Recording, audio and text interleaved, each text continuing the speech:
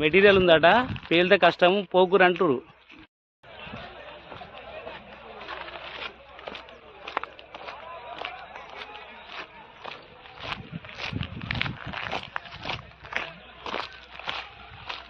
నియోజకవర్గంలోని మూడకొండ మండల్ కాటపల్లి విలేజ్లో ఉన్నటువంటి చాడ గ్రామంలో ఇటు కాటపల్లి చాడ మూడకొండ మధ్యలో ఉన్నటువంటి ప్రీమియర్ ఎక్స్ప్లోజ్ యాజమాన్యం నిర్లక్ష్యం, సేఫ్టీలో ఎక్కడ కూడా భద్రత లేదు. మొన్ననే అక్కడ ప్రీమియర్ పెదకందుకూరులో కూడా ఇన్సిడెంట్ జరిగినప్పుడు మేము యాజమాన్యాన్ని మందలించడం జరిగింది. అయినా వాళ్ళు మొద్దునిద్ర వీడి ఏమున్నా నిపుణులతోటి చేయించాల్సిన పని వాళ్ళ ధనార్జన కోసం క్యాజువల్గా టెంపరీగా పెట్టుకొని వాళ్ళతో పనులు చేయిస్తున్నారు. ఆ సంఘటన చూస్తే నా కళ్ళకు నీళ్ళు వస్తున్నాయి. అది ఎటు 1 కిలోమీటర్ వరకు ఆ రాళ్ళు ఎగిసిపోవడం, అందులో 6 పనిచేస్తే 2 బాడీలు కూడా తునతునకలైనాయి. దగ్గరికి పోయి చూస్తే కూడా బాడీలు కనిపిస్తలేవు. ఇప్పటికీ లోపల ఫైర్ అవుతుంది. అది చాలా పెద్ద దుర్మార్గపు చర్య. ఏంటంటే సేఫ్టీ లేకుండా అంత పెద్ద ఎక్స్ప్లోజ్, ఇది చుట్టుపక్కల 10 గ్రామాలు విస్తరించేటట్టు ఆ ఎక్స్ప్లోజ్ ఉంది. ఇంకా అదృష్టవశాత్తు ఆ పక్కనే పెద్ద బిల్డింగ్ కనుక అనుకుంటే ఈ మండలం సగం లేచిపోయే పరిస్థితి. మేము యాజమాన్యానికి ఎప్పుడప్పుడు చెప్తున్నాం. గతంలో 2010లో జరిగినప్పుడు చెప్పినాం. మొన్న రీసెంట్లీగా పెద్ద కందుకూరులో జరిగినప్పుడు మీ లాభార్జన ముఖ్యం కాదు, ఈ ప్రాంత ప్రజల ప్రాణాలు కూడా ముఖ్యం. ఈ ప్రాంత ప్రజలు పొట్ట చేత పట్టుకొని ఏదో కాలం గడవాలని చెప్పి మీరు ఎంత జీతాలు ఇస్తే అంత చేస్తున్నారు. కానీ వాళ్ళకు సేఫ్టీ ప్రికాషన్ కానీ వాళ్ళ నిపుణులతోటి వాళ్ళకు శిక్షణ ఇచ్చుడు కానీ ఏది చేయలేక వేల కోట్ల ధనార్జన చేసి కార్మికుల ప్రాణాలు, మా ఆలేరు ప్రజల ప్రాణాలు తీస్తున్నటువంటి యాజమాన్యం ఇది తగదు అని చెప్పినా వాళ్ళు మొద్దునిద్ర ఉన్నారు. రేపు స్టేట్కి సంబంధించినటువంటి మైనింగ్ సంబంధించిన వాళ్ళకు కూడా నేను కంప్లైంట్ చేయడం జరుగుతుంది. ఎందుకంటే ఇలా జరిగిన సంఘటన చూస్తే చాలా బాధేస్తుంది. నా 6 కుటుంబాలు ఇంకా హాస్పిటల్ పోయిన వాళ్ళ పరిస్థితి ఇంకా అటిటనే ఉంది.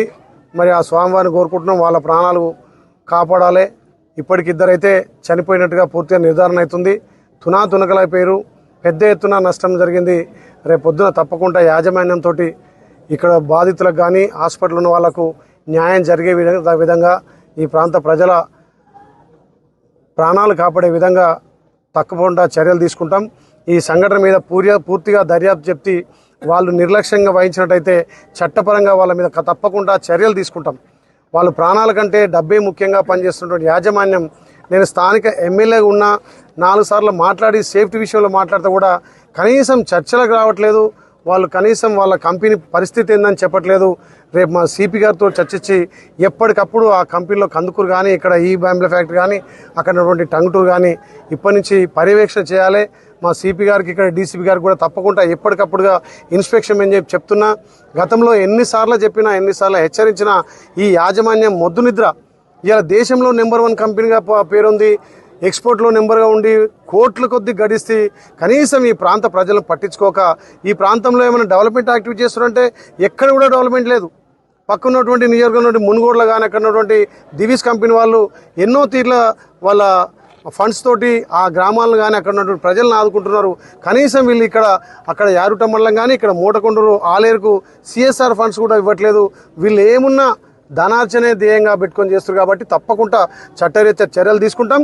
ఆ కుటుంబాలకు నష్టపరిహారంగా ఇలా ఒక అమ్మ చూస్తే మూటకొండూరు ఒక్కడే కొడుకు, ఆ కొడుకు కోసమే బతుంది ఆ పిల్లాడు చనిపోవడం. ఇంకో కాటపల్లి అబ్బాయి రీసెంట్గా పెళ్ళైంది, ఆ పాప చిన్న పాప నిజంగా కళ్ళకు దుఃఖం వస్తుంది. మళ్ళొక్కసారి ఇలాంటి జరగకుండా తప్పకుండా చట్టచర్యలు తీసుకోవాలి, యాజమాన్యం మీద కఠిన శిక్ష వేయాలని చెప్పి నేను మీడియా ద్వారా రేపు రాష్ట్ర ప్రభుత్వాన్ని కూడా తెలియజేసి వీళ్ళ మీద యాక్షన్ తీసుకొని ఆ కుటుంబాలను ఆదుకుంటాం. ఏదైతే హాస్పిటల్ ఉన్నారో వాళ్ళు దేవుని దయ వల్ల తిరిగి రావాలి, వాళ్ళ ఆరోగ్యం మెరుగైన వైద్యం అందించాలని ఇప్పుడే యశోద హాస్పిటల్ కూడా మాట్లాడడం జరిగింది. తప్పకుండా రేపు యాజమాన్యంతో ఇక్కడ స్థానిక ప్రజలతోటి చర్చ జరిపి ఈ ప్రాంతాన్ని కాపాడుకునే బాధ్యతగా స్థానిక ఎమ్మెల్యేగా నా మీద ఉంది కాబట్టి ఆ సంఘటన చూస్తే కళ్ళకు నీళ్ళు వస్తున్నాయి. చాలా ముక్కలు చెక్కలుగా సంఘటన జరిగింది, చాలా బాధాకరం.